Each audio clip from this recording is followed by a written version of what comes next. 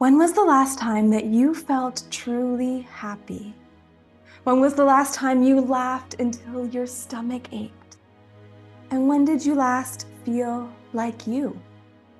Hi, and welcome to Beyond the Shuffle. I'm Adrienne Amari, your host, guide, and everyday optimist. And this podcast is a cozy rabbit hole where tarot leads the way through curiosity, self-reflection, and the beautiful mess of being human.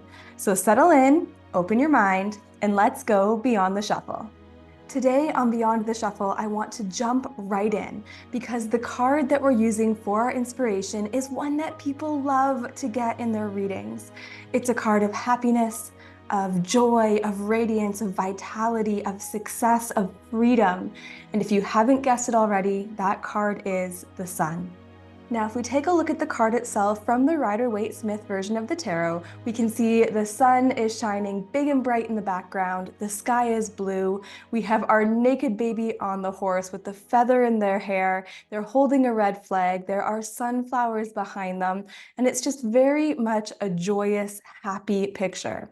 And what we're going to be focusing on for today's episode in the element of the sun is that happiness. Now, the sun, of course, has other elements, like I mentioned before, like success, like achievement, like inner child, vitality, vibrancy, all of that good stuff. But I think happiness is a really good place to start. Now, I guess the big question is, what is happiness? Because we can find happiness in so many different areas and ways. And what happiness is for me might not be the same as it is for you. And I don't think there's anything wrong with that.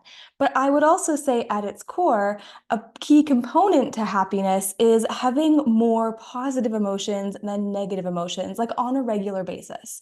And there are always going to be those days where the negative emotions take over. And unfortunately, that is just part of life.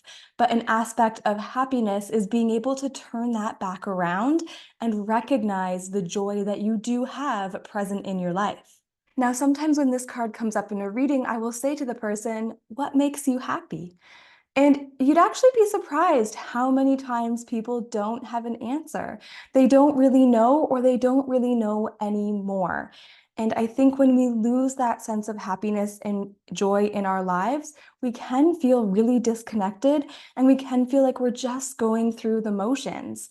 And there's a part of us that is seeking that type of fulfillment because the happiness, especially as it relates to the Sun card, is that authentic joy. It's the joy that brings achievement and success. It's the one that makes us want to run outside in the sun and share it with everyone around us. And what a beautiful feeling that is.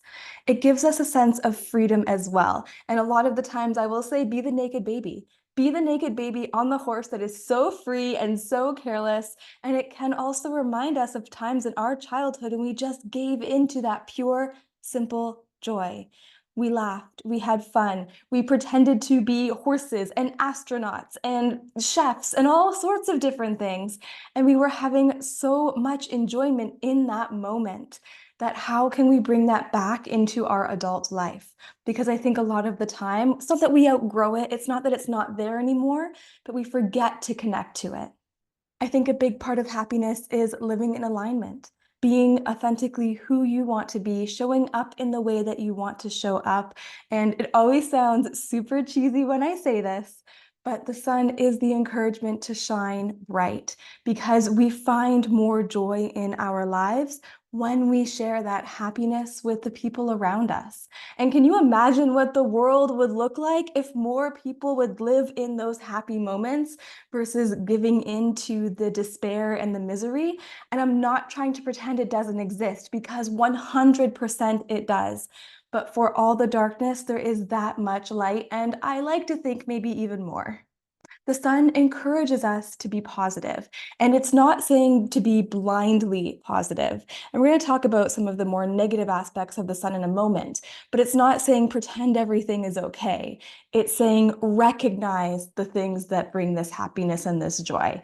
Not that there aren't bad things, but let's turn our focus to the good things to help us process some of the crap that's out there. But let's talk about a few of the darker sides of the sun and its light. Now, as we know, if you go outside on a nice, bright, sunny day, no matter how good the warmth of the sun feels on your face and your body, the light is still blinding. And to me, that aspect of it really relates to toxic positivity, where we're just trying to wipe everything with a really happy, positive brush, pretending that negativity doesn't exist, not working on the more difficult emotions, just pretending where everything is fine. It's all sunshine and unicorns and rainbows. And let's be real, that's not realistic because there is darkness. The sun casts shadows that create darkness as well. And sometimes we have to move through that to get back into the sun's rays. And that's why it's not saying we have to pretend everything is okay, but we do have to know that there is happiness still there for our taking. And I think that's a really important aspect of it. As a dark side, it can also be performative. We do things that we think should make us happy because they're making other people happy, or culturally, this is what people seem to enjoy. This is what my family tells me is happiness. And I think we have to be careful of that because it's not something that you can perform. You can for a little while, but it becomes extremely draining. It's hard to keep that performance up, isn't it? And it can eventually build resentment and more anxiety and more depression because we're trying to perform something that at our core doesn't feel real. And the biggest trap that I find a lot of people fall into is I'll be happy when. Many people believe happiness is a destination. It's something that you have to get or earn or achieve. It's a place that you go. It's not something that is already there or innate within us. I'll be happy when I get the promotion. I'll be happy when I make X number of dollars. I'll be happy when I can buy that nice big house. I'll be happy when I go on vacation. All of these things are external to us. And that doesn't encourage a state of happiness. Because what happens? You work hard, you achieve that goal, you feel good. I'm not saying it's a bad thing, because you do feel good when you get that goal, but it's fleeting. It's not an emotion that lasts when we're looking at it as something that has to be constantly achieved or strived towards. Happiness isn't earned. It is there for your taking. It is innate within us. Think about it. You don't look at a child who is happy and laughing and joyful and think, well, what did they do to be so happy?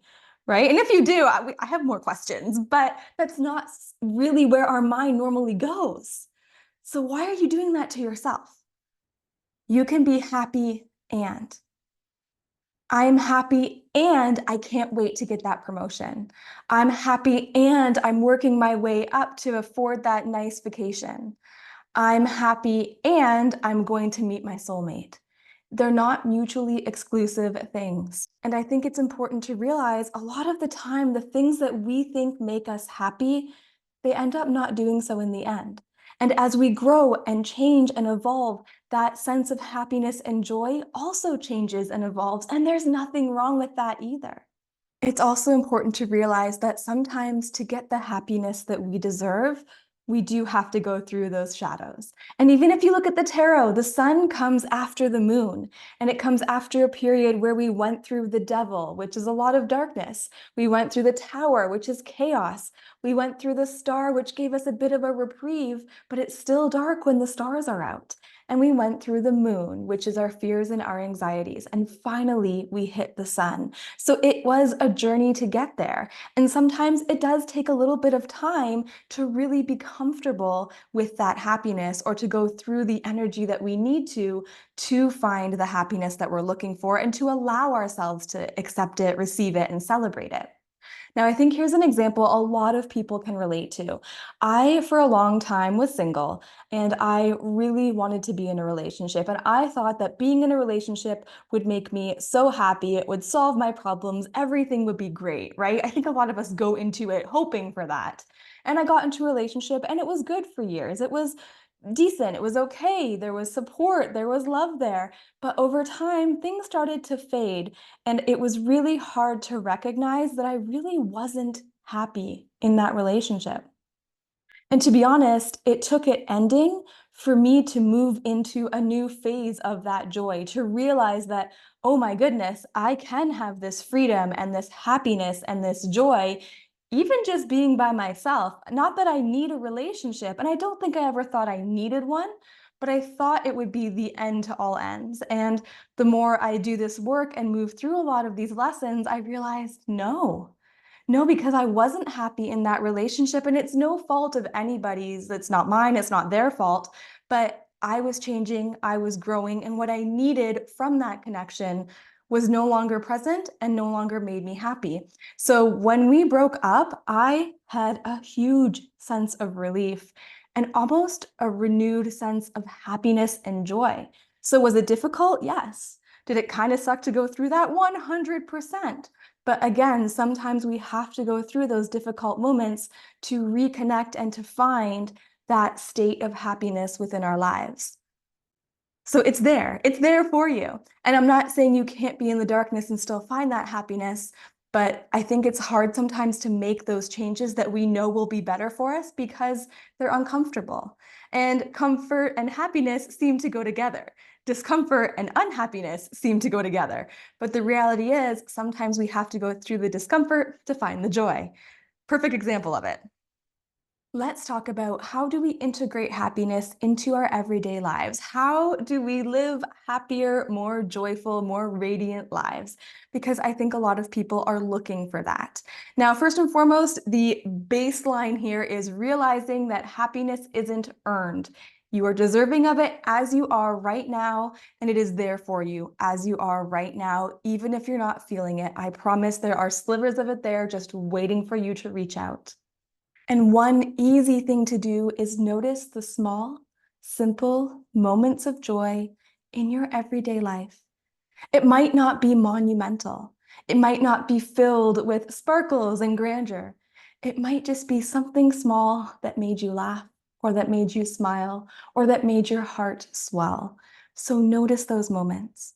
Bring awareness to those moments, sit in them, and enjoy them fully.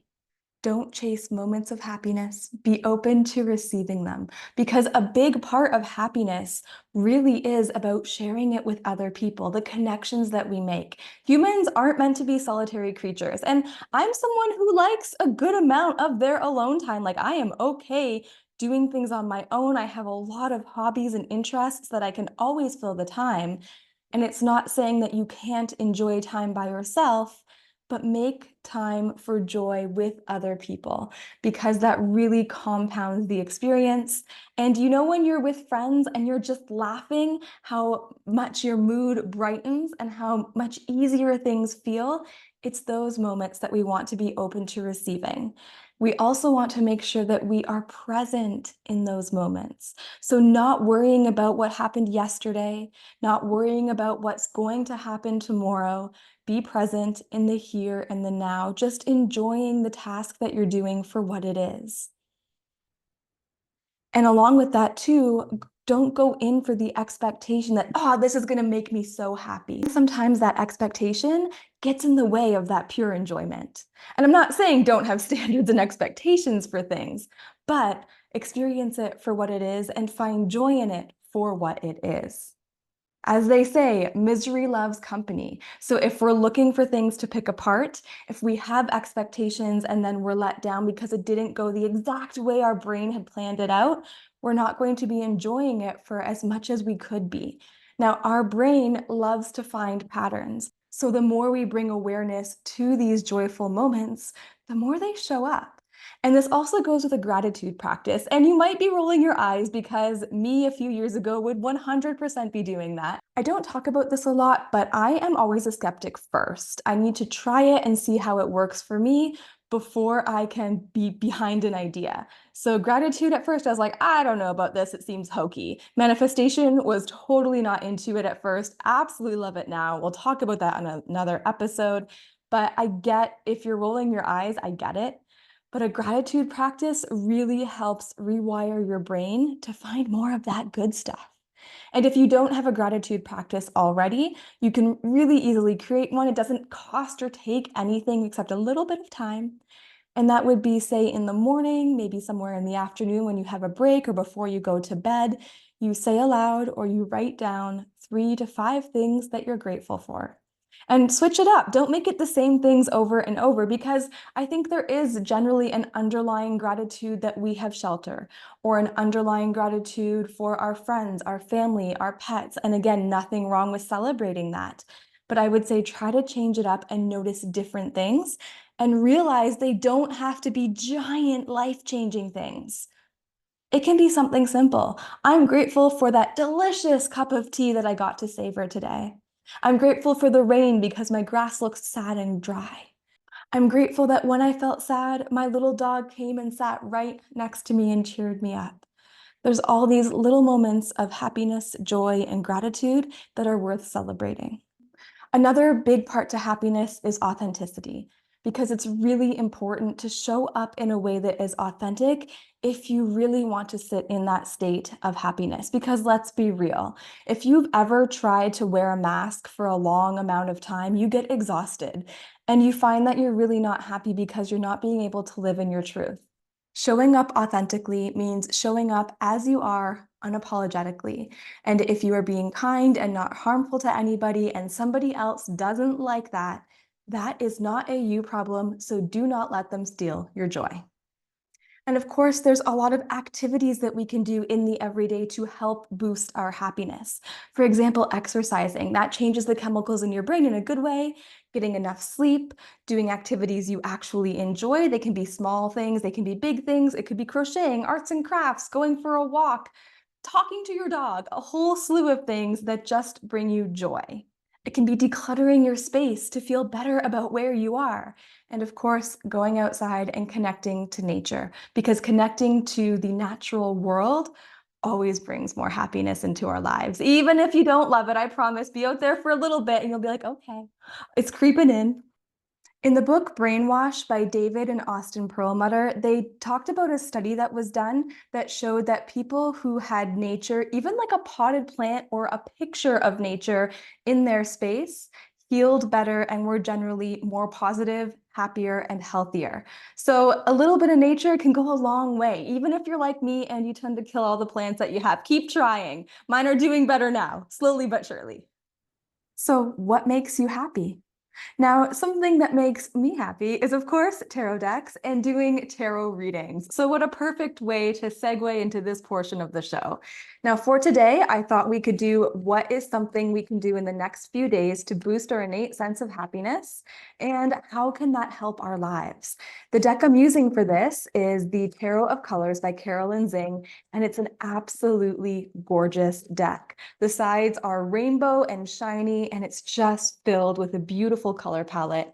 So know that you can see a close-up photo of the cards pulled in the caption, show notes, or on facebook.com/Beyond the Shuffle podcast if you'd like to take a better look. So we're going to pull 2 cards for kind of each section of our question here. So I'm going to pull the first 2 cards for what can we do in the next few days to boost our innate sense of happiness, and 2 cards for how can that improve or affect our lives.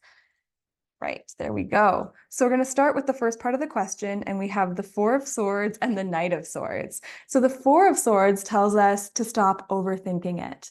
If we want to be happier, if we want to boost that innate sense of happiness, we have to stop overthinking and overanalyzing and give ourselves a break. The 4 of Swords, as we talked about in the last episode, is taking that rest, that pause of getting out of the mental clutter so that you can have that clarity and that breath of fresh air. Now, with the Knight of Swords is dedicated and determined. And this tells us, like, if we want to be happier, we have to do it. We have to take those steps. We have to make the movement towards doing those actions that increase the happiness in our lives. The Knight of Swords, once he has an idea, he just goes for it. And in that sense, we have to just go for it. We can't overthink, overanalyze, hold ourselves back, and make excuses. We have to decide this is what we want for ourselves, and we're going to take the steps needed to get there. And I feel like that makes sense. It's a pretty powerful message. So boosting this happiness, how can it change our lives? We have the 3 of Swords and the Wheel of Fortune. Now, the 3 of Swords is a card of pain, of difficult emotions, of disappointment, betrayal, loss, and heartache. And this really, to me, says that, look, what can really shift and change in our lives is the fact that we don't have to be stuck in those feelings. Finding happiness, seeking joy, allowing that in our lives allows us to heal. It allows us to accept some of the things that have happened and move through that difficult and dark energy to the other side, because it makes us realize that there is more out there than just the pain and suffering. So I think that's a really great place to start. The Wheel of Fortune does get things moving for us, right? It brings change into our lives in a positive way.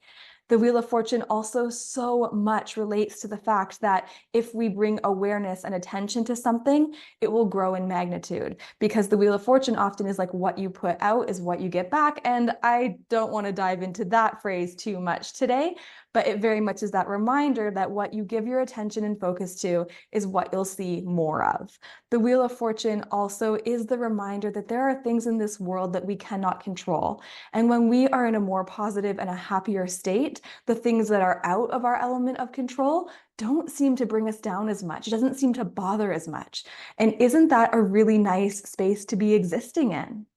So there we have two great pairs of cards for our questions. And remember, if you're looking to dive deep with a personal reading, you can always book with me at adrianamari.com. And again, remember, happiness is not a destination. It already exists within you.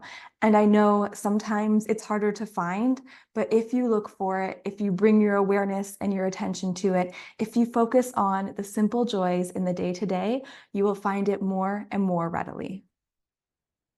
Thank you so much for being here. And your challenge this week is to go do something that makes you happy. Come back and tell me about it. And I'll catch you next time on Beyond the Shuffle.